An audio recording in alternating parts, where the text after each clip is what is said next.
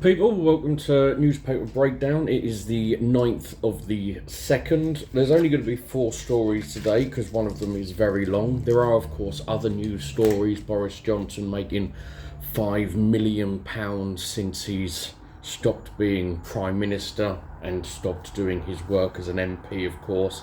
Other stuff with regards to sexism in unions and look at Russia's propaganda in Africa and stuff like that, but we're not going to go in depth into them. We'll start with a review of Prevent, which is the government counter-terrorism scheme, and it has been released by William Shawcross, who was hand-picked by the Home Office to lead the review.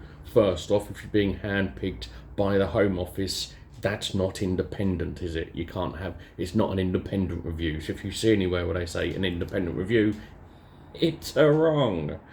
The review is highly critical of Prevent, saying that it apparently failed to repeatedly identify attackers. Firstly, what is Prevent? That's the first thing.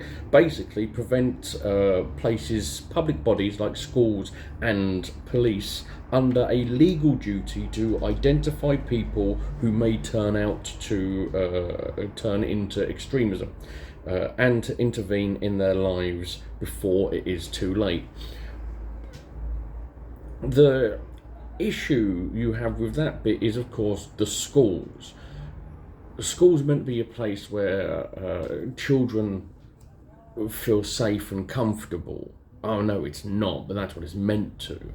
And if you have the knowledge that your teachers are spying on you, that takes away some of the trust. Shawcross said that Prevent had helped some people disengage from terrorism, but added, despite this, all too often those who commit terror acts in the UK have previously been referred to Prevent. So that means that although Prevent knows of these people who go on to commit terror offences, they haven't done anywhere near enough to stop them from happening. We need some context on Shawcross at this point, because it should be noted that Shawcross was chosen as the head of review. When that did occur, he was met with quite strong criticism from a number of people over his previous views on Islam. Shawcross went on to add, Prevent's first objective, to tackle the causes of radicalisation and respond to the ideological challenges of terrorism, is not being significantly met.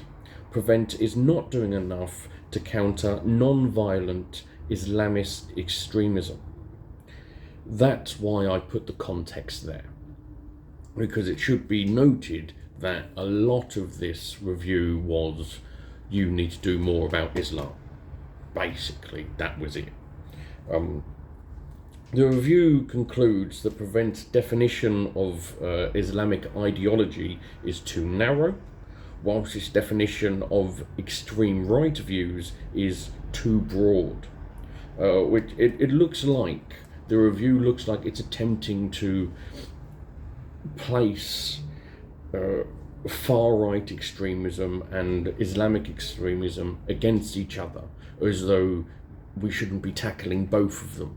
We should spend all of our energy on Islamic extremism and the idea that far-right extremism, it's just not as important, which is concerning thought considering the rise of the far-right extremism, including things like incels that we have seen over the past few years. It's been growing a lot. Anyone who goes to the gym, there's a fantastic study with regards to those who go to the gym and how the far right recruit, and they recruit a lot from the gym, because that's the thing, you go to the gym, you lose all personality, and then someone can come in there with far right views and gently pour them in to fill you up with that instead. If any personality you had before you started lifting those irons. Shawcross, I feel that Shawcross's ingrained prejudice blocked his ability to see the rise of the far right, although it is true to say, as of this time, the Islamic-inspired terrorism is the biggest threat in this country. But the far-right movement is growing and should not be ignored, just because they're not fucking religious, so we say, or Islamic. So it's not to say that we should completely ignore all Islamic extremism. It's that we should be looking to tackle everything and not just pick and choose based on our own prejudice. Shawcross in the past has defended the use of waterboarding as a necessary response to urgent terror threats. There has been many studies to show that torture doesn't work. And he's also defended the detention of suspected Al-Qaeda militants in Guantanamo Bay. Your opinions on Guantanamo Bay are your own, so you can think he's 100% right on that. It's completely up to you. One of the most important things to remember is that Prevent does need improving. So I'm not against a review of Prevent. I just think, one, it should be independent. And it needs to cover more. Prevent is terrible, it's discriminatory, it's based on racist false science, and as with a lot of the bills and laws that have come in over the past 12, 13 years, it lessens freedoms, which is something that you should be against. Shawcross's review has little in the way of evidence in it. It's more akin to an opinion piece. He only visited 6 of the 79 Prevent-funded civil society organisations. That's not enough. If you're doing a review and there's only 79 of them, you go to them all. It makes sense. You go to them all, or at least over 50%. You don't just go to 6. Finally on this, the review will be used by Braverman as a way to enact more draconian policies. We all should see this. Anytime something like this occurs, it is giving free rein to the likes of Braverman, who already want to remove anything that resembles freedom as she can. And using this review, she'll be able to say, well, here's the evidence, this is why I'm doing this, this is why I'm doing this. It's going to bring in more discrimination. That's the really long story. That's why there's only going to be 1, 2, 3, only 3 more stories, because that's like 8 minutes and that's long in it for one story. Anyway, new deputy party chair of the Tories, and proof that shit does float to the top, Lee Anderson, has said that he would support the return of the death penalty. He argued nobody has ever committed a crime after being executed, which is abhorrent.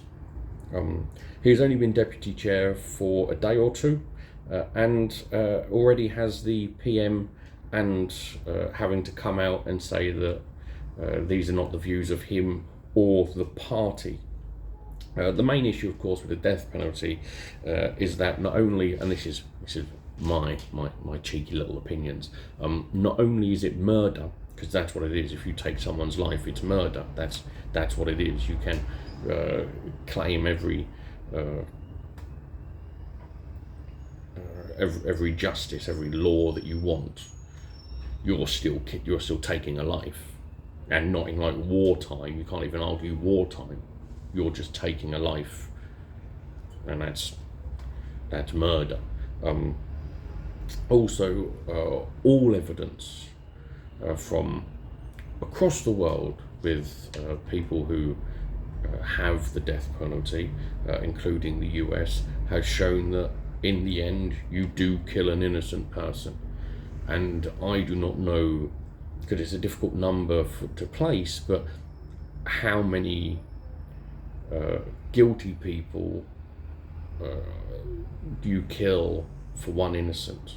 You know, like if you are, I'll kill these 5 people, even if it means I have to kill one innocent person. I'm not sure where your number is on that. For me, it's none. I'm unwilling to kill anyone if it means that there is a chance of killing an innocent person. Because the thing is if you make that mistake, that has been made a number of times, say in the US, what doesn't happen is, well, you've killed an innocent person, that is our literal definition of murder, you should be put to death. That doesn't happen like that, because rules are different for other people. Anyway, new figures by the ONS suggest that that black people are 4 times as likely to be murdered as white people in England and Wales. The racial disparity among murder victims has been growing over the last decade. In the 3 years ending March 2022, there were 39.7 black murder victims per million. And for white people, that was 8.9 white victims per million. That is more than 4 times. Between 2013 and 2016, it was only 3 times. I say only, it's still too much. There's still a racial disparity, but the fact that it's growing is of mass concern, of course. White people still made up the majority of murder victims, but that is mostly because there are more white people by a big number, which is what racists should always remember. Figures also show that the number of people stabbed to death rose to record highs last year, with the number of victims aged 16 to 17 more than doubling to 24 victims. If we want to have a look at one of the major reasons for an increase in crime, especially with younger people, it tends to be a lack of funding in after-school activities, in schools and stuff like this. That tends to be the reasoning. And you can look at all the way back to austerity for that, of course. Separate figures covering the year to September have shown that murder rates have dropped since to 11 for every million from 12 as of March. Good news, dropped a bit. Men are more likely to be murdered, with 70% of all victims men. Men are also much more likely to be prime suspects in murders, with a 93% of murders, the prime suspect being a male. So although men are more likely to be murdered, they're more likely to do the murdering. Really is a severe lack of equality, isn't there?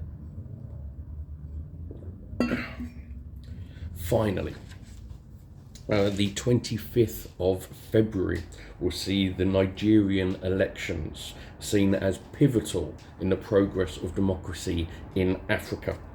More than a dozen African countries will go to the polls in the next 12 months. And this is amid military coups and dictators trying to cling to power, raising concerns of democratic retreat in the continent. Nigeria is seen as a bellwether country. If Nigerian elections are seen as fair and democratic, it will be a big shot in the arm for democracies in Africa. Of course, the opposite there is true. If it's seen that the elections are corrupt, that only spurs on other nations around. Whereas if it's shown as democratic and fair, then other countries can look at Nigeria and say, fuck it, if they can do it, maybe we can. You'll start looking at dictators who are trying to cling to power, and they will be more concerned that democracy has shown to be working. and hopefully you'll see more people wanting democracy, which is a good thing. Foreign policy, the US Global Affairs magazine has called it the most important election in the world in 2023, even if the world scarcely knows it. We can argue our knowledge of world affairs until the cows come home, but they make a valid point. Nigeria has had 24 years of democracy with the two-term president's rule being followed. All of that good things, tick, tick. There are currently coups in West Africa, you fucking idiot. Wars and extremism has been spreading. Economies are struggling to overcome damage done by COVID. Inflation has risen due to the Russia's invasion of Ukraine, and investment has stalled. Over in Nigeria itself, there is economic turmoil, violence, extremism, and criminality, all affecting much of the country. When times like this, it is remarkably important that democracy stands, because if you constantly have shit, it is a delightful time for dictators to grow. Come along, I can solve it, I can help you. Military coup, everyone's fucked. And so during this time, it will be very interesting. As I say, only a couple of weeks until the Nigerian presidency. It is elections. It is remarkably important and something that should be interesting to keep an eye on. I will hope you've enjoyed this, and I shall talk to you again. Bye.